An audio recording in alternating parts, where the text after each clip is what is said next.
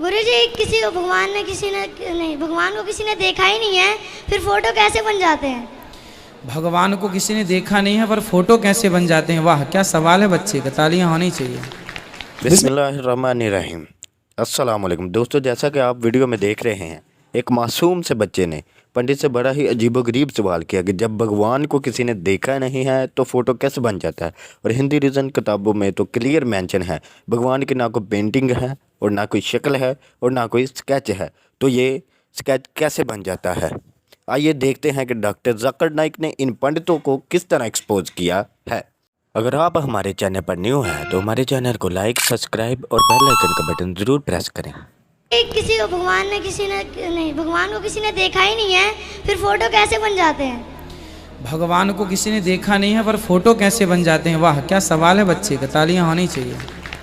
बेटा भगवान को किसी ने देखा नहीं है पर भगवान कैसे हैं ऐसा लिखा है ना भागवत जी में कि भगवान के बाल घुंघराले से हैं, आँखें ऐसी हैं, नाक ऐसी हैं, गाल ऐसे हैं, मुंह ऐसा है, अधर ऐसे हैं, होंठ ऐसे हैं, छाती ऐसी है, भुजा। तो जो जैसे चोर पकड़ने के लिए पुलिस क्या करती है, इसका स्केच बनवाती है ना, उसी तरह ठाकुर जी कैसे हैं सब लिखा हुआ है। उसके बाद सब सुन के ठाकुर जी का वैसे ही हुलिया बनाया तो ऐसा बन किया गया। गुरुजी आपके गोदी में बैठना चाहता हूँ मैं। हाँ हाँ आ जाना। आपने बहुत अहम सवाल।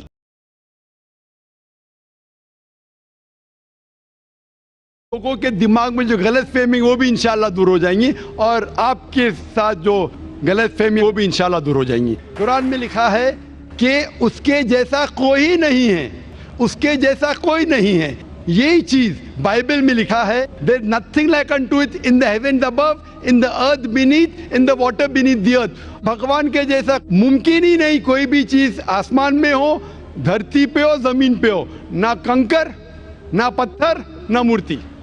वो ही लिखा है वेद में, न तस्य प्रतिमा अस्ति। उस भगवान का कोई अक्स नहीं, कोई पेंटिंग नहीं, कोई फोटोग्राफ नहीं, कोई मूर्ति नहीं। तो ये लिखा है धार्मिक किताबों में, लेकिन धर्म के मानने वाले अपनी आसानी के लिए तब्दील कर रहे हैं। मिसाल के तौर पे आप सपोज बिजनेसमैन हैं, आप एक कंपनी के मालिक हैं, आप एक अपना पुराना उसूल किस तरीके से कंपनी चलना चाहिए उसूल से चलते आ रही है। आपके कोई नई मैनेजर आते उसूल को बदल देते, आपके उसूल के खिलाफ काम करते, बोलते क्या ये और बेहतर होगा, इससे मुनाफा ज्यादा होगा। आपके उसूल है कुछ, आपके उसूल होंगे कि मैं ईमानदारी से काम करूं, आपके मैनेजर के उसूल होंगे ईमानदारी को छोड़ो पैसे ज्यादा कमाने का। आपको जब पता चलेगा आपका मैनेजर आपके उसूल को तोड़ रहा है, बोलेगा मालिक ज्यादा पैसे मिलेंगे, रिश्वत दो। आप उससे सहमत है? आप बोलेंगे ज्यादा पैसे छोड़ो, मिलते क्या नहीं मिलते, रिश्वत देना हराम है।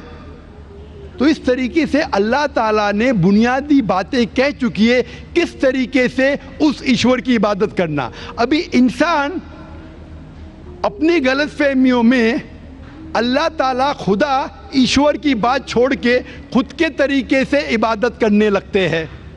और हम क्या कर रहे हैं, उस अजीम खुदा को गाली देते हैं। हम कहते हैं कि खुदा ने बेटा जना, अस्तगफुरुल्लाह। हम खुदा को उस मूर्ति में ले आते हैं। जब लिखा हुआ है श्वेताश्वेतर उपनिषद में, यजुर्वेद में, ना तस्य प्रतिमा अस्ति, उस ईश्वर की प्रतिमा नहीं है, हम मूर्ति बनाते हैं। मिसाल के तौर पे अगर मैं किसी को मदद करता हूं और अगर वो शख्स मुझे जानता नहीं जाकिर कैसा दिखता है, मिसाल के तौर पे श्रीलंका में मैं एक स्टूडेंट को मदद करता हूं, रोज 10,000 रुपये भेजता हूं, उसको पता नहीं जाकिर के साथ क्या करता है, वो कॉकरोच बनाता है, कॉकरोच, और रोज सुबह को बोलता है जाकिर शुक्रिया। जब मुझे पता चलेगा उसने मुझे कॉकरोच बनाया, क्या मुझे खुशी होगी? भले वो मुझे कुछ खाली दिल में कहता जाकिर शुक्रिया, काफी है, शुक्रिया नहीं भी कहता था चल जाता था, लेकिन मुझे कॉकरोच बनाया, इंसान से कॉकरोच बनाया।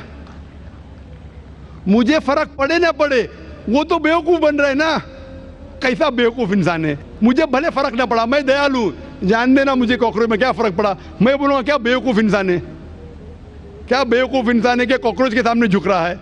तो इसी तरीके से खुदा ने हर मजहबी किताब में दिखाया हुआ है किस तरीके से उसकी इबादत करें, किस तरीके से उसकी बात माने। हम आते हैं और अपने तरीके से सोचने लगते हैं एनर्जी इज गॉड। कहाँ नहीं लिखा एनर्जी इज गॉड? आपने बिल्कुल आपके सवाल का जवाब खुद आपने दिया। आपने एक मिसाल दी कि हिंदू लोग कहते हैं नमस्ते। नमस्ते का लफ्ज किधर से आता है? आपको शायद पता होगा। नमस्ते आता है इदम नममे से। इदम नममे मतलब मैं आपके सामने झुकता हूं, मैं आपकी इबादत करता हूं, बराबर। इदम नममे आप कहना चाहते मैं आपके अंदर ईश्वर की इबादत करता हूं। मिसाल के तौर पे वो आदमी चोर है, वो गलत काम कर रहा है, बलात्कार कर रहा है, आप उसको ईश्वर बोलेंगे? आप ईश्वर को इतना घटिया समझ गए? वो बलात्कार करने वाले इंसान को बोलते आप ईश्वर है। इससे भाईचारगी बढ़ेगी नहीं घटेगी। वो बलात्कार करने वाले को, वो चोर को, वो डाकू को मैं ईश्वर मान रहा हूं, उसके सामने झुक रहा हूं। अल्लाह को क्यों गाली दे रहे? ईश्वर को क्यों गाली दे रहे? खुदा को क्यों गाली दे रहे? इस्लाम में, इस्लाम की भी आपने मिसाल दी, इस्लाम में हम कहते अस्सलामु अलैकुम। अल्लाह ताला से फरमाते इस इंसान पे सलामती दे। चाहे वो अच्छा इंसान है तो भी सलामती देने की बात अच्छी है, चाहे वो चोर या डाकू हो। मैं बोलूंगा अस्सलामु अलैकुम, मैं कह रहा हूं या अल्लाह, या रब, या खुदा, या ईश्वर, या भगवान, इस डाकू पे रहमत फरमा। कुछ बुरी बात है ना? मैं अल्लाह को गाली दे रहा हूं, उसके लिए दुआ दे रहा हूं कि तू गलत काम छोड़ और सही रास्ते पे आ। अगर मैं उसको खुदा मानूंगा तो खुश हो जाएगा, वो और चोरी करेगा, वो और बलात्कार करेगा। कोई भी धर्म में ये नहीं सिखाता। ये धर्म के मानने वाले अपनी खुद की एजाज करते हैं, इसे कहते हैं इनोवेशन, बिदात। जिस तरीके से खुदा ने सिखाया है कि उसकी इबादत करे, उसी तरीके से हमें करना चाहिए। तब्दीली लाएंगे। हम समझ रहे हैं कि भाईचारा बढ़ेगा, भाईचारा नहीं बढ़ेगा, भाईचारा घटेगा।